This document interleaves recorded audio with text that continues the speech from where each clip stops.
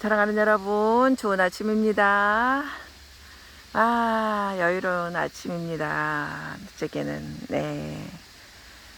사랑하는 여러분, 여러분은 혹시 살면서 열등감을 느껴본 적이 있으세요? 많이 있다고요? 네, 저도 그랬답니다. 저도 아주 열등감 덩어리였답니다. 그 열등감이라는 것은 이렇게 남보다 뒤떨어지거나 능력이 없다고 느낄 때 느끼는 감정을 말하죠. 그것이 외모든 실력이든 학벌이든 집안이든 이런 것들을 찾은다고 느낄 때 이제 열등감을 느끼게 되죠. 네, 그래서 이제 이런 열등감은 부러움이나 수치심이나 또 질투심이나 연민감 등 이런 다양한 감정으로 출현하게 되는데요. 열등감의 반대말은 뭘까요? 자신감이죠, 자신감. 네. 자신감은 열등감의 반대말입니다. 우리는 이제 어린 시절부터 성장하면서 이런 주변 사람들의 영향을 받으면서 자아 개념을 완성하게 되죠. 자아 개념. 그래서 자아 개념은 이제 세상에 비춰지는 자신의 모습을 말하게 되는데요. 거기는 이제 자아 이상이 있고요. 자아 이미지가 있고 자부심이라는 게 있습니다. 그래서 이제 자아 이상이라는 것은 이상적인 나를 말하는 거죠. 이상적인 나, 내가 되고 싶은 나. 그래서 되고 싶은 나가 이제 이상적인 나고요. 자아 이미지라는 것은 현실적인 자신을 말하죠. 현실적인 나. 그리고 자부심은 나를 내가 얼마나 좋아하는가, 이런 자신을 좋아하는 정도를 말하는 거죠.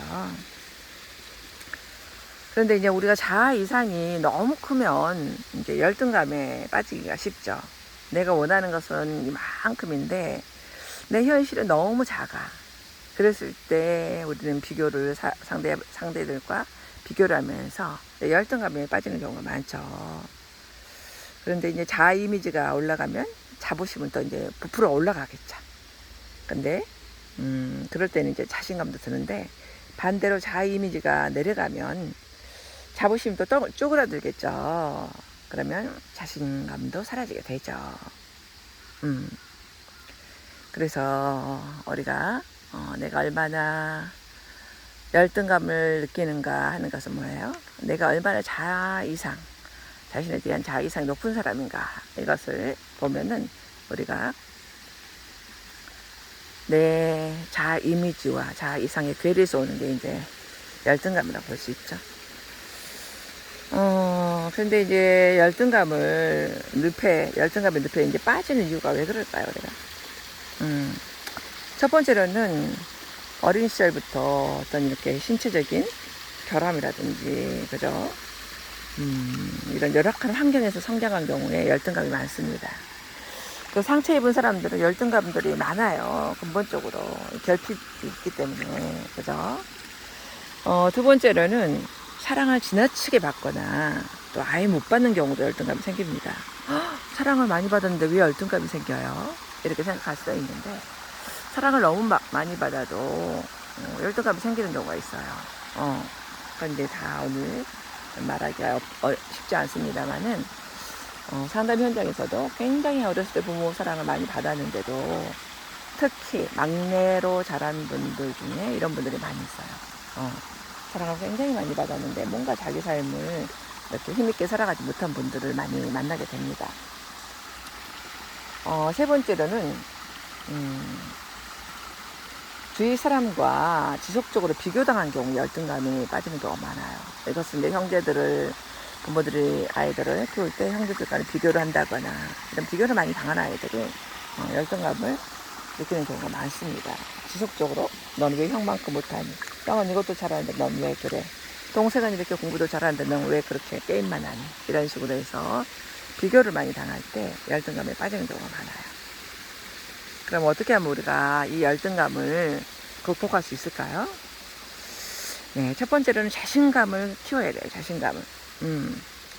근데 우리가 자신감을 떨어뜨리는 것을 먼저 알아야 돼요. 자신감을 키우려면은 어떨 때 자신감이 떨어지는가를 또 알아야 되겠죠.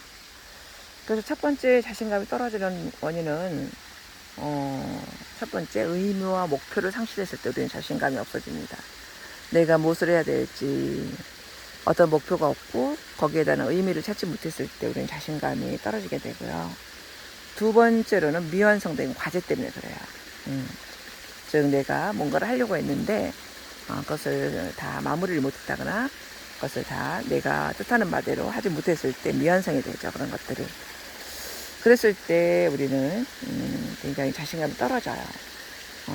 우리가 이제 대나무도 올곧게 쭉쭉쭉 뻗어가는 이유가 무엇 때문에 그렇습니까?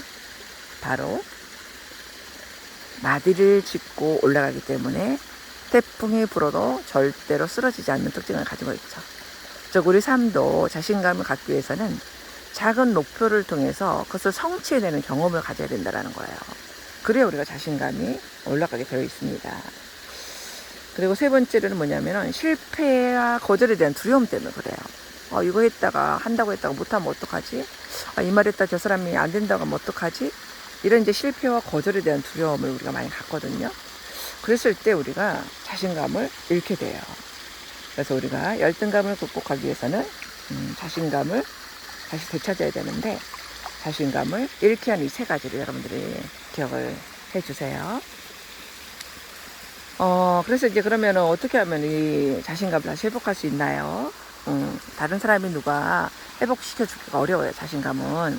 특히 우리가 이렇게 성인이 다 되었을 때는 내가 내 자신의 자신감을 회복해야 되는데, 어떻게 해야 돼요?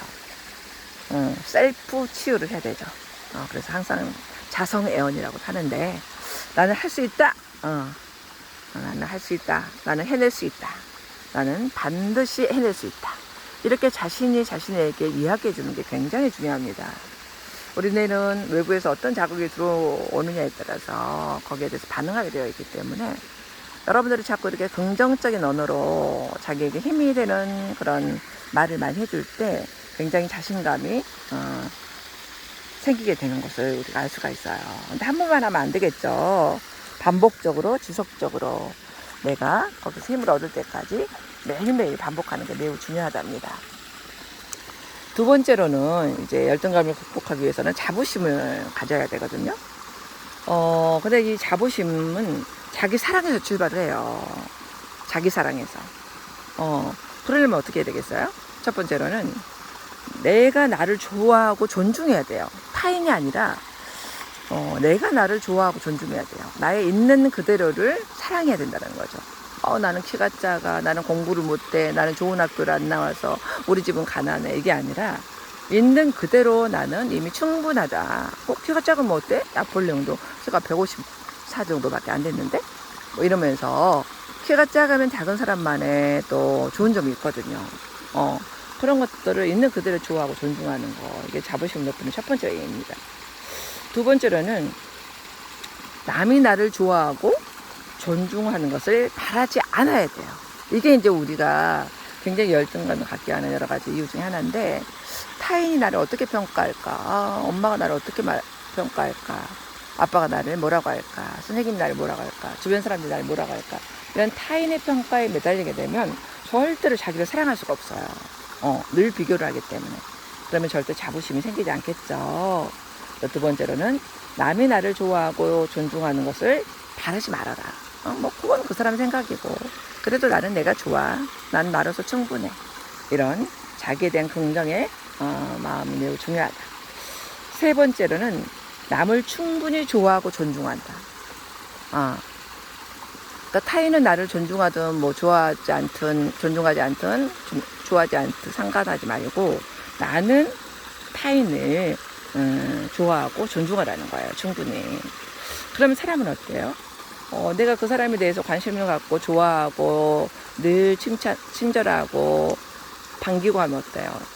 사람은 다 거울과 같거든요. 그 사람도 나에 대해서 좋은 이미지, 좋은 생각, 또 좋은 피드백을 해주게 되어 있어요. 그랬을 때 나도 사랑받는다는 느낌이 들기 때문에 내 자부심이 올라가게 된다는 거죠. 그리고 무엇보다도 자신의 소소한 장점을 찾아서 스스로를 칭찬해 주는 게 매우 중요합니다. 이게 자기를 좋아하게 되는, 자부심을 갖게 되는 매우 중요한 우리의 이제 행동들이죠. 그리고 또 자기에게 뭐 뭔가를 내가 작은 내 자신과 약속해서 성취했을 때 작은 선물을 해주는 거, 이런 것도 자기를 굉장히 좋아하게 하는 그런 행동들이고요. 그리고 무엇보다도 아까 말한 것처럼 나는 내가 정말 좋다. 나는 정말 내가 좋다. 이렇게 해서 자기 자신에 있는 그대로 좋다고 자꾸 말해주는 거, 이런 것도 되게 좋습니다. 나는 내가 좋다. 나는 내가 정말 좋다. 나는 내가 참 좋다. 이런 식으로 해서 거울을 보면서 셀프 칭찬을 해주는 거예요. 저는 가끔 그러거든요. 정순아, 나는 네가 참 좋아. 나는 네가 정말 좋아. 나는 정말 네가 멋져. 이렇게 자기 셀프 칭찬을 해주는 거예요. 쑥스럽다고요? 그래서 혼자 있을 때 합니다. 저도 화장실에서요. 제가 좀 힘이 빠졌을 때 해요. 그럴 때는 바로 다시 씩 웃으면서 그렇게 자기를 얼굴을 보면서 칭찬해주면 다시 금방 자기 자신이 자신감이 생깁니다. 세 번째로 자부심을 올리기 위해서 필요한 게 뭐냐면 바로 헌신이에요. 헌신이란 건 무엇입니까? 헌신이란 것은 모든 것을 바치는 것을 헌신이라고 그래요. 부모들이 자식을 키울 때 모든 걸 바치잖아요. 아이들 어렸을 때 정말 잠도 못 자고 정말 맨날 많은 헌신을 통해서 자녀를 키우잖아요. 네, 바로 그게 헌신입니다. 그래서 우리가 한 분야의 어떤 전문가가 되기 위해서는 거기에 헌신을 해야 돼요. 그게 어떤 분야든 간에 달인들 보면 어때요? 정말로 거기에 많은 에너지를 투입하잖아요. 그래서 지난번에 말씀드렸던 1만 시간의 법칙, 어떤 분야든 한 가지 분야의 전문가가 되기 위해서는 우리는 1만 시간 이상의 헌신이 필요하다. 네, 그 얘기를 했던 기억이 납니다. 그래서 우리가 열등감은 꼭 나쁜 것은 아닙니다. 우리는 열등감을 느낄 때, 우리가 결핍을 느낄 때 내가 그걸 극복하기 위해서 노력을 하게 되죠. 그래서 사실은 모든 성공한 사람들을 보면은 대부분이 열등감 덩어리였던 사람들이 많아요. 그래서 너무나 많은 결핍을 가지고 있었기 때문에 그 결핍을 극복하기 위해서 끊임없이 노력하고 공부하고 또 노력하고 이렇게 하면서 어때요? 어떤 분야의 전문가도 되고 돈도 벌고 이런 사람들 많이 보게 됩니다. 너무너무 가난해서 돈을 벌기 위해서 노력하다 보니까 부자가 되고, 너무너무 못 배운 것이 한이 되어서 그것을 극복하려고 하다 보니까 계속 평생 공부를 하게 되고, 네, 이렇게 뭐든지 결핍은 하나의 상처가 될 수도 있지만 결핍은 우리의 성공의 자양분이 된다는 거예요. 자원이 된다는 거예요. 여러분의 해석에 따라서. 삶은 있는 그대로의 현상이 아니라 해석이라고 그랬잖아요. 그래서 저도 너무너무 열등감 덩어리였지만 지금은 별로 열등감이 없어요. 왜냐하면은 있는 그대로 나를 인정하니까 뭐 나보다 더 뭐 어려운 사람들도 많이 있더라고요. 살아보니까 그런 사람 보면 더 존경하게 되죠. 말할 수 없는 더 어려운 환경 속에서 그걸 극복하고 성공하는 사람들을 보면은 그 사람들이 바로 우리들의 삶의 희망이 되는 거 아니겠어요? 그래서 우리는 열등감을 두려워하지 말자. 오늘부터 열등감과 결핍은 내 삶의 자양분이고 내 삶의 우수한 자원이 되는구나, 이렇게 생각하면서 우리가 열등감이 아닌 자신감 있는 그런 삶이 되어봅시다. 사랑하는 여러분, 오늘도 행복하시고요. 이 시원한 물줄기처럼 여러분의 삶도 시원하게 흘러가는 하루가 되시길 바랍니다. 여러분 사랑합니다. 행복하세요.